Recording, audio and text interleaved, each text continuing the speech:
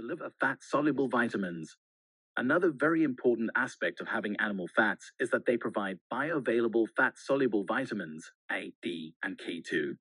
These fat-soluble vitamins are very crucial for certain metabolisms, and their deficiencies can surely take a toll on a lot of your organs, including eyes, hair, skin, and blood clotting, calcium metabolism, and heart health.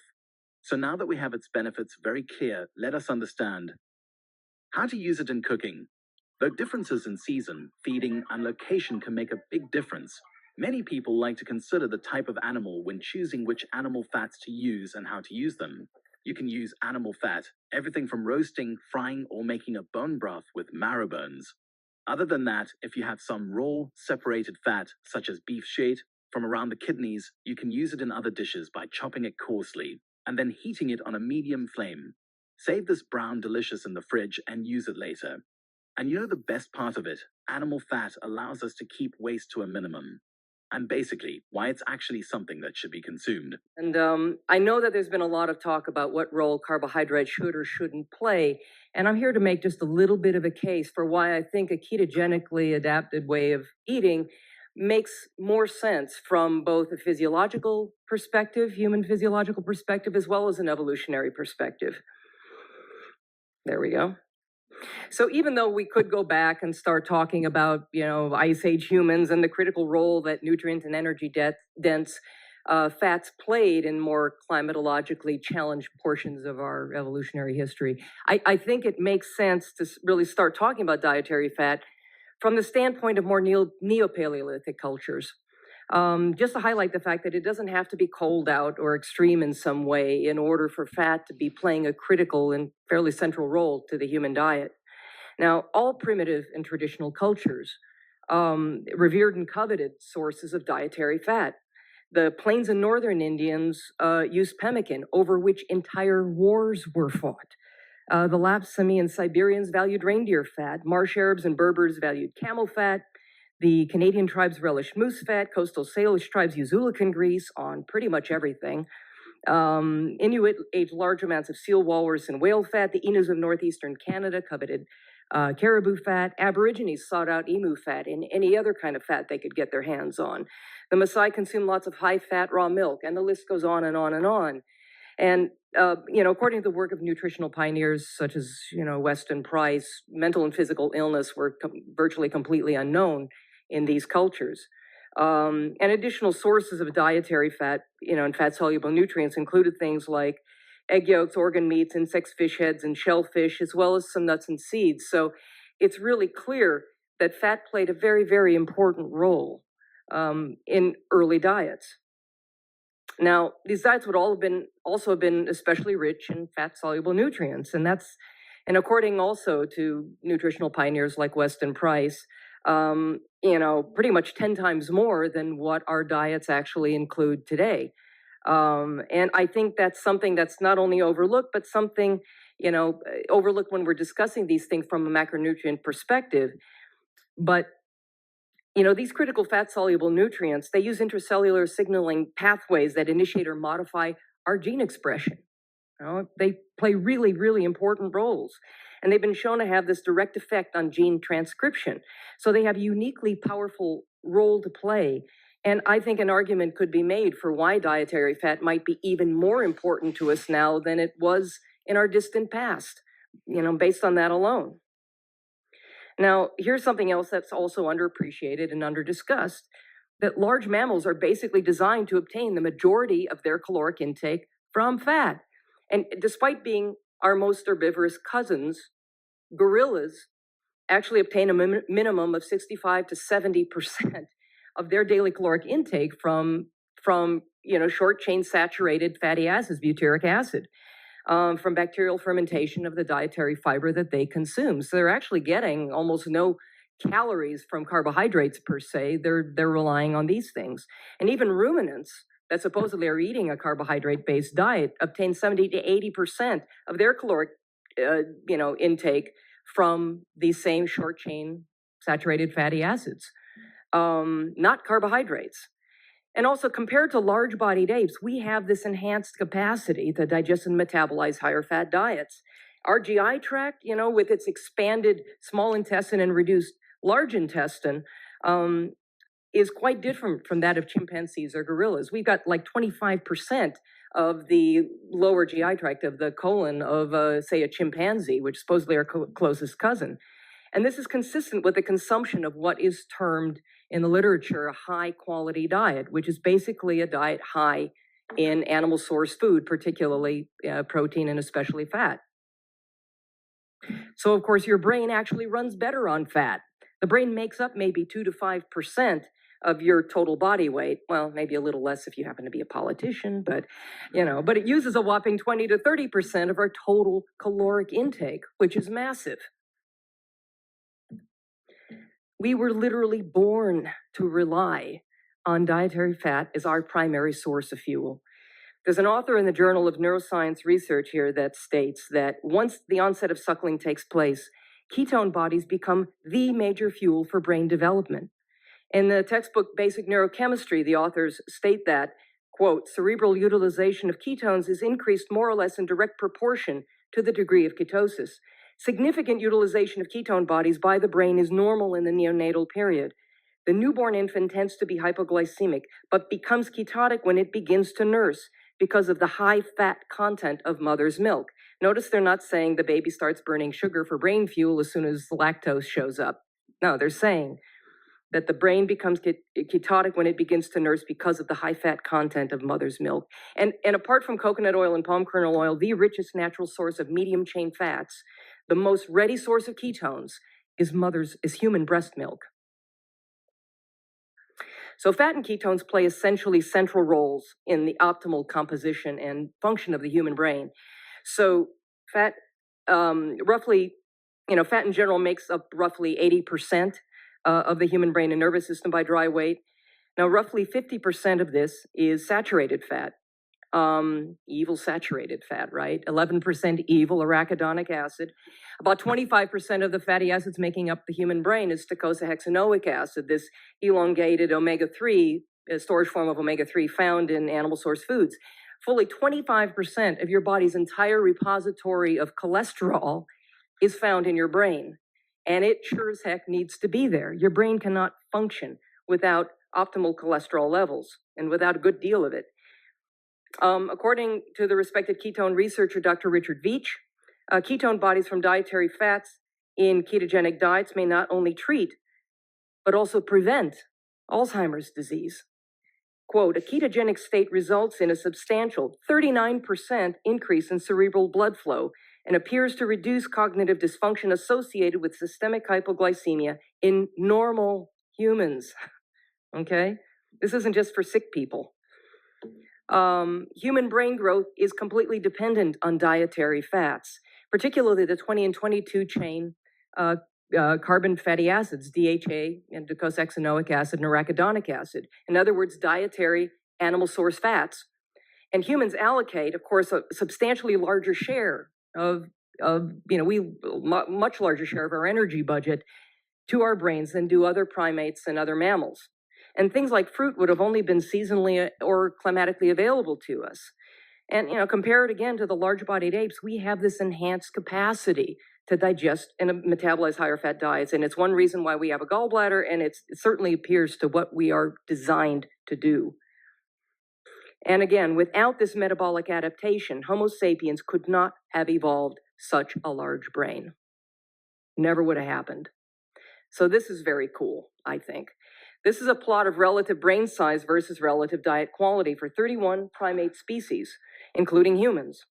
The enhanced diet quality essentially means more protein and especially fat. And the quote from the study is here that primates with higher quality diets for their size have relatively larger brain size. Humans represent the positive extremes for both measures, having large brain to body size and a substantially higher quality diet than expected for their size.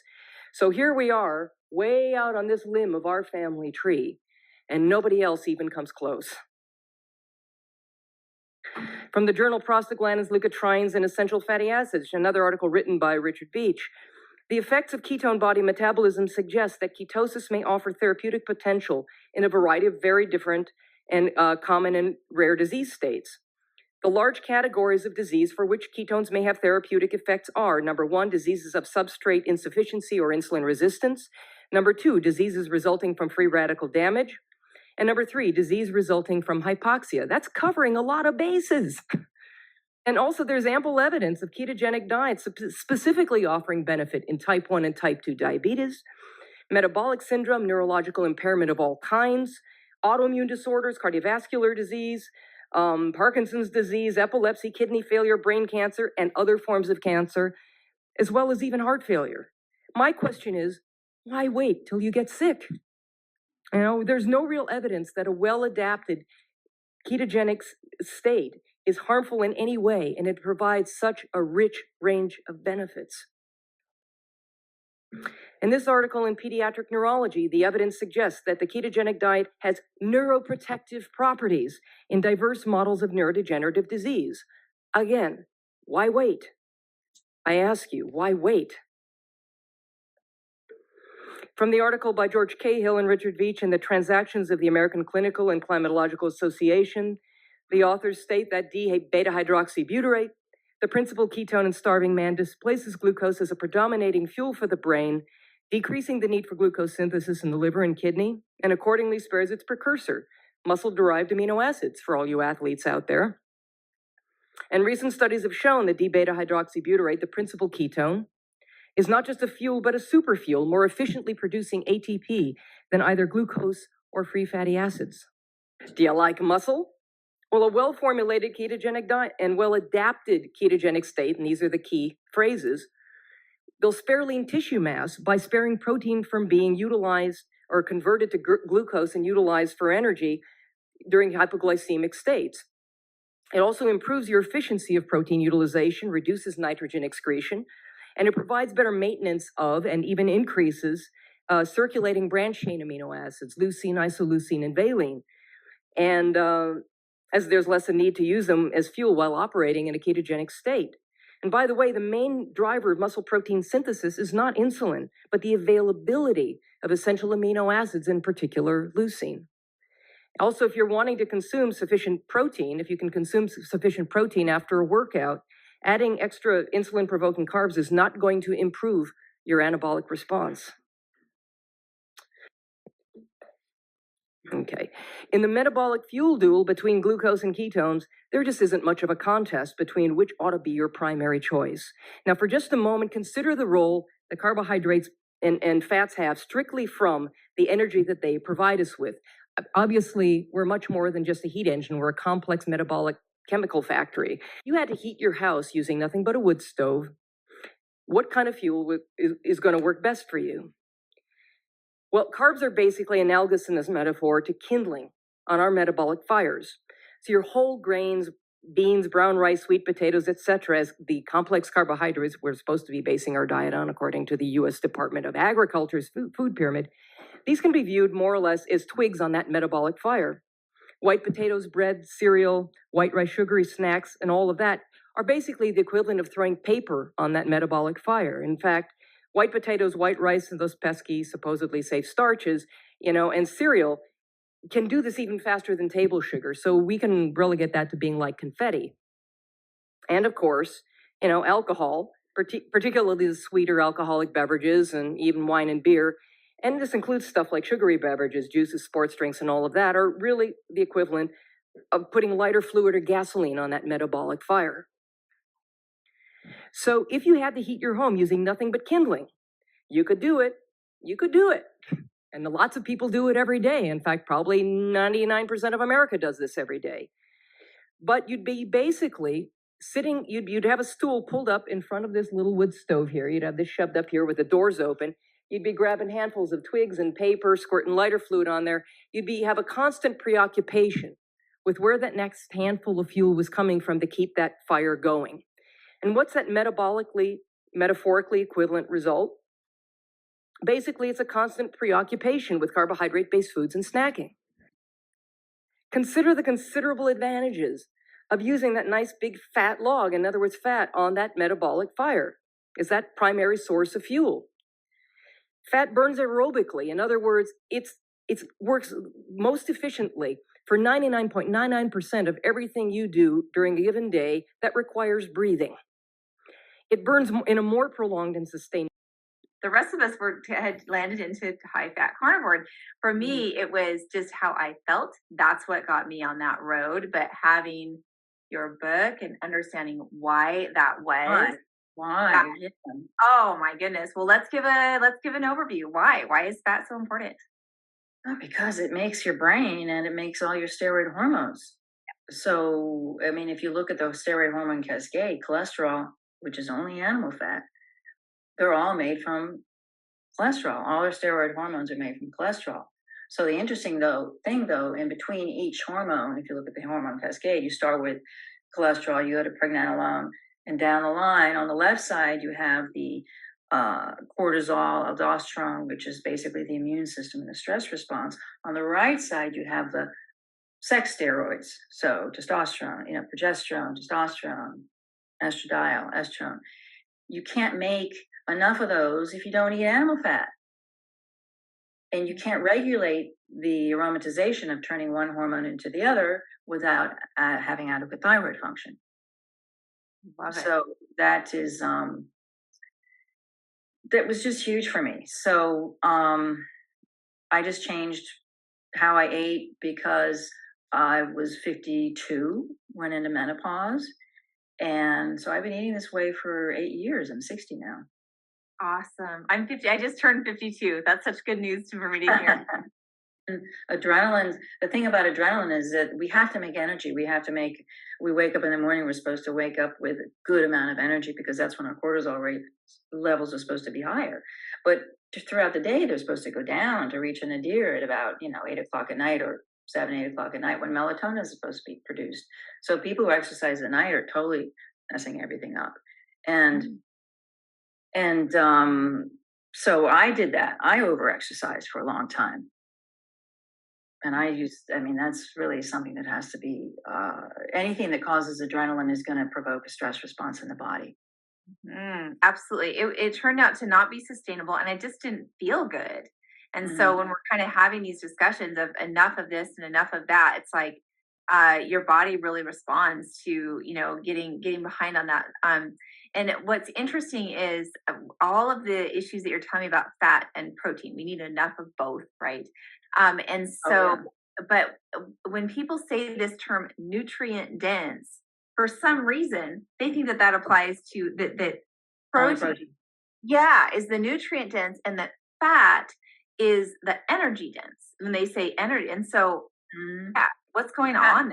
Fat soluble vitamins all come from fat, though. So D3 is in its perfect form is an animal fat. K2 in its perfect form is an animal fat. So why everybody is supplementing with 10,000 IUs of D and K2? They should only be getting it from animal fat because your body will always prefer the most bioavailable version, which is a natural one. We evolved to get these fat soluble vitamins from fat, not from supplements. So I would say that, yes, fat, we're making energy out of ketones. So that's the energy part, but we're also getting nutrients in the form of fat soluble vitamins and it's anti-inflammatory.